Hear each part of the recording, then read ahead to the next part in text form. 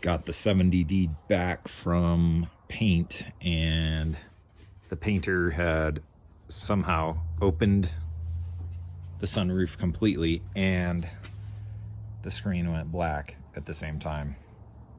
So now it's time to pull the MCU, pull the Tegra unit, have the eMMC chip replaced.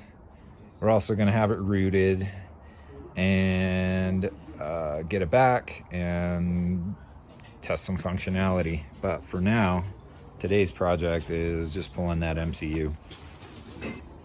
No matter what I tried, I couldn't get the MCU to come back on. I'm not sure what happened at the painters, but you know, pull the high voltage loop and disconnect 12 volts and let it sit for days, and the screen still is not wanting to come back, and Tesla's not being any help, of course, so we got to do it ourselves.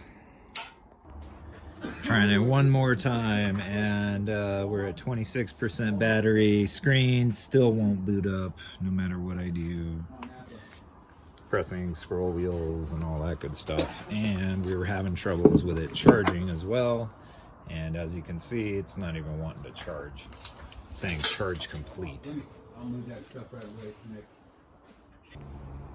Disconnected 12 volt high voltage, popped this guy open, moved down the steering and out, moved both seats back, and here are the tools that I find helpful.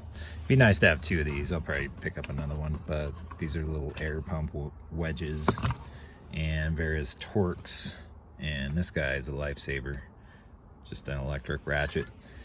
Anyway, there are many videos documenting how to disassemble the dash and take the MCU out, so I won't go through all that right now, but I will update you on how it's coming.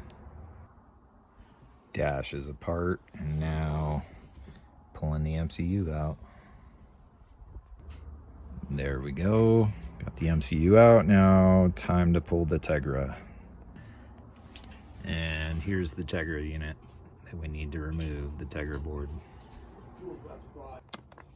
and goes directly into an anti-static bag for shipment.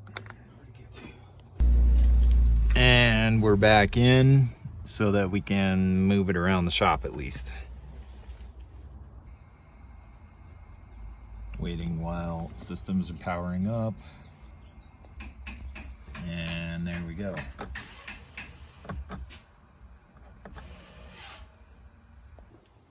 Try to charge, but it's still showing charge complete.